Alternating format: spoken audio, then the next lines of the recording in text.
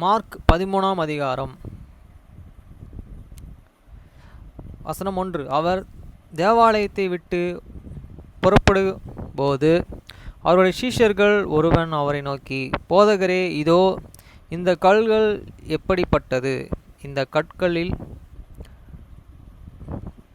கல்கள் எப்படிப்பட்டது? இந்த கட்டிடங்கள் எப்படிப்பட்டது பாரும் என்றான். வசனம் 2. இயேசு அவனுக்கு பிரதியுத்தரமாக, இந்த பெரிய கட்டடங்களையே காண்கிறாயா? ஒரு கல்லின் மேல் ஒரு கல் இராதபடிக்கு எல்லாம் இடிக்கப்பட்டு போகும் என்றார். வசனம் 3. பின்பு அவர் தேவாலயத்துக்கு எதிராக ஒலிவு மலையின் மேலே உட்கார்ந்து இருக்கையில் பேதுருவும் யாக்கோபும் யோவானும் அந்திரேயாவும் அவரிடத்தில் தனித்து வந்து, வசனம் 4. இவைகள் எப்பொழுது சம்பவிக்கும்? இவைகள் எல்லாம் நிறைவேறும் காலத்துக்கும் அடையாளம் என்ன எங்களுக்கு சொல்ல வேண்டும் என்றார்கள். வசனம் 5. இயேசு அவர்கள் பிரதித்திரமாக, ஒருவனும் உங்களை வஞ்சியாதபடிக்கு எச்சரிக்கையாயிருங்கள். வசனம் 6. ஏனெனில் அநேகர் வந்து என் நாமத்தை கொண்டு நான் கிறிஸ்து என்று சொல்லி அநேகரை வஞ்சிப்பார்கள். வசனம் 7. யுத்தங்களின் செய்திகளையும் கேள்விப்படும் பொழுது கலங்காதேயுங்கள். இவைகள் சம்பவிக்க வேண்டியதே, ஆனாலும் முடிவு உடனே வராது. வசனம் 8. ஜனங்களுக்கு விரோதமாய் ஜனங்களும் ராஜ்யத்துக்கு விரோதமாய் ராஜ்யமும் எழும்பும். பூமி அதிர்ச்சிகளும் பல இடங்களில் உண்டாகும். பஞ்சங்களும் கலங்கங்களும் உண்டாகும். இவைகள் வேதனைக்கு ஆரம்பம். வசனம் 9. நீங்களோ எச்சரிக்கையாயிருங்கள், ஏனெனில் உங்கள் ஆலோசனை சங்கத்தார்களுக்கும் ஒப்பு கொடுப்பார்கள். நீங்கள் ஜெப ஆலயங்களிலே அடிக்கப்படுவீர்கள். என் நிமித்தம் தேசாதிபதிகளுக்கு ராஜாக்களுக்கும் சாட்சியாக அவர்களுக்கு முன்பாக நிறுத்தப்படுவீர்கள். வசனம் 10. சகல ஜாதிகளும் சுவிசேஷம் முந்தி பிரசங்கிக்கப்பட வேண்டும். வசனம் 11. அவர்கள் உங்களை கொண்டு போய் ஒப்பு கொடுக்கும் போது நீங்கள் என்ன பேசுவோம் என்று முன்னதாக கவலைப்படாமலும் சிந்தியாமலும் இருங்கள். அந்த நாளிகையிலே உங்களுக்கு அது அருள் செய்யப்படுமே, அதை பேசுங்கள். ஏனெனில் பேசுகிறவர்கள் நீங்கள் அல்ல, பரிசுத்த ஆவியே பேசுகிறவர். வசனம் 11.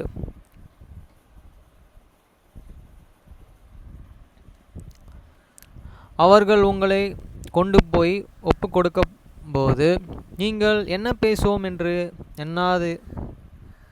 முன்னதாக கவலைப்படாமலும் சிந்தியாமலும் இருங்கள்.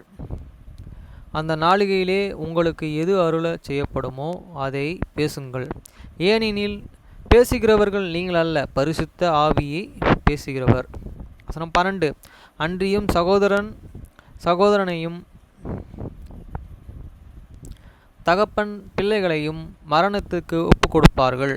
பெற்றோருக்கு விரோதமாக பிள்ளைகளும் எழும்பி அவர்களை கொலை செய்வார்கள். வசனம் 13. என் நாமத்து நிமித்தம் எல்லோராலும் பகைக்கப்படுவீர்கள். முடிவு பரியந்தமும் நிலைத்து இருப்பவனே இரட்சிக்கப்படுவான். வசனம் 14. மேலும் பாழாக்குகிற அருவருப்பை குறித்து தானியேல் தீர்க்கதரிசி சொல்லியிருக்கிறானே, வாசிக்கிறவன் சிந்திக்க கடவன். அது நிற்காத இடத்தில் நீங்கள் அதை நிற்க காணும் பொழுது யூதேயாவிலே இருக்கிறவர்கள் மலைக்கு ஓடி போக கடவர்கள். வசனம் 15. வீட்டின் மேலே இருக்கிறவன் தன் வீட்டுக்குள் இறங்காமலும் தன் வீட்டிலே எதையாகிலும் எடுத்துக்கொள்ள உள்ளே போகாமலும் இருக்க கடவன். வசனம் 16. வயலில் இருக்கிறவன் தன் வஸ்திரத்தையே எடுப்பதற்கு பின்னிட்டு திரும்பாது இருக்க கடவன். வசனம் 17. அந்த நாளிலே கர்ப்பவதிக்கு பால் கொடுக்கிறவர்களுக்கும் ஐயோ. வசனம் 18. நீங்கள் ஓடிப்போவது மறிக்காலத்திலே சம்பவிக்கும்படிக்கு வேண்டிக் கொள்ளுங்கள். வசனம் 19. ஏனெனில் தேவன் உலகத்தை சிருஷ்டித்த முதல் இதுவரைக்கும் சம்பவித்திராததும் இனிமேலும் சம்பவித்திராததுமான உபத்திரவங்கள் அந்த நாட்களிலே உண்டாயிருக்கும். வசனம் 20. கர்த்தர் அந்த நாளை குறைத்திடாவிட்டால் ஒருவனாகிலும் தப்பி போவதில்லை. தாம் தெரிந்து கொள்ளப்பட்டவர்கள் நிமித்தமே அவர்கள் அந்த நாளை குறைத்திருக்கிறார். வசனம் 21. அப்பொழுது இதோ கிறிஸ்து அங்கே இருக்கிறார், இதோ அங்கே இருக்கிறார் என்று எவனாகிலும் சொன்னால் நம்பாதீயுங்கள். வசனம் 22. ஏனெனில் கள்ள கிறிஸ்துக்களுக்கும் கள்ள தீர்க்கதரிசிகளும் எழும்பி கூடுமானால் தெரிந்து கொள்ளப்பட்டவர்களையும் வஞ்சிக்கத்தக்கதாக அடையாளங்களையும் அற்புதங்களையும் செய்வார்கள். வசனம் 23. நீங்களோ எச்சரிக்கையாயிருங்கள், இதோ எல்லாவற்றையும் முன்னதாக உங்களுக்கு அறிவித்து இருக்கிறேன். வசனம் 24. அந்த நாளிலே அந்த உபத்திரவத்திற்கு பின் சூரியன் அந்தகாரப்படும், சந்திரன் ஒளியை கொடாதிருக்கும். வசனம் 25. வானத்தின் நட்சத்திரங்கள் விழும், வானத்தில் உள்ள சத்துவங்கள் எல்லாம் அசைக்கப்படும். வசனம் 26.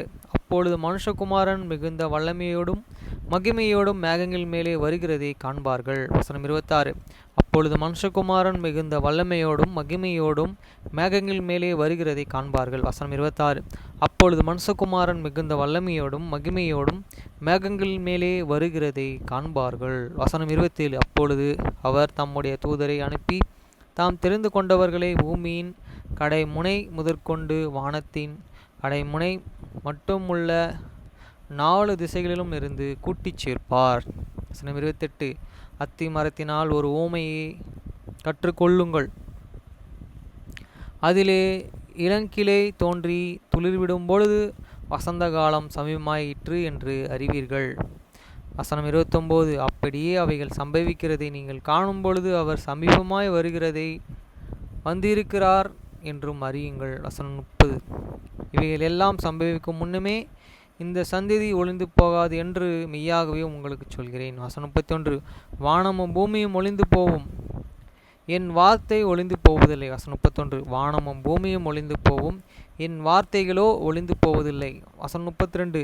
அந்த நாட்களையும் அந்த நாளிகையும் பிதா ஒருவர் தவிர மற்ற ஒருவனும் அறியான், பரலோகத்தில் உள்ள தூதர்களும் அறியார்கள், குமாரனும் அறியார். வசனம் 32. அந்த நாளே அந்த நாளிகையும் பிதா ஒருவர் தவிர மற்ற ஒருவனும் அறியான், பரலோகத்தில் உள்ள தூதர்களும் அறியார்கள், குமாரனும் அறியார். வசனம் 33. அக்காலத்தை நீங்கள் அறியாதபடியால் எச்சரிக்கையாயிருங்கள், விழித்திருந்து ஜெபம் பண்ணுங்கள். அக்காலத்தை நீங்கள் அறியாதபடியால் எச்சரிக்கையாயிருங்கள், விழித்திருந்து ஜெபம் பண்ணுங்கள். வசனம் 34. ஒரு மனுஷன் தன் வீட்டை விட்டு புறதேசத்திற்கு பிரயாணமாக எத்தனிக்கும் போது தன் ஊழியக்காரருக்கு அதிகாரம் கொடுத்து அவைகள் அவனவனுக்கு தன் வேலைக்காரன் நியமித்து விழித்திருக்கும்படிக்கு காவல் காக்கிறவர்களுக்கு கற்பிப்பான். வசனம் 35. அப்படியே நீங்களும் விழித்திருங்கள், ஏனெனில் வீட்டு எஜமானன் சாயங்காலத்தில் நடுராத்திரியிலோ சேவல் கூவும் நேரத்திலோ காலையிலோ எப்பொழுது வருவான் என்று நீங்கள் அறியீர்கள். வசனம் 36. நீங்கள் நினையாத வேளையிலே அவன் வந்து உங்களை தூங்குகிறவர்களாக கண்டுபிடியாதபடிக்கு விழித்திருங்கள். வசனம் 37. நான் உங்களுக்கு சொல்கிறேன், எல்லோருக்கும் சொல்கிறேன், விழித்திருங்கள் என்றார். வசனம் 37. நான் உங்களுக்கு சொல்கிறேன், எல்லோருக்கும் சொல்கிறேன், விழித்திருங்கள் என்றார்.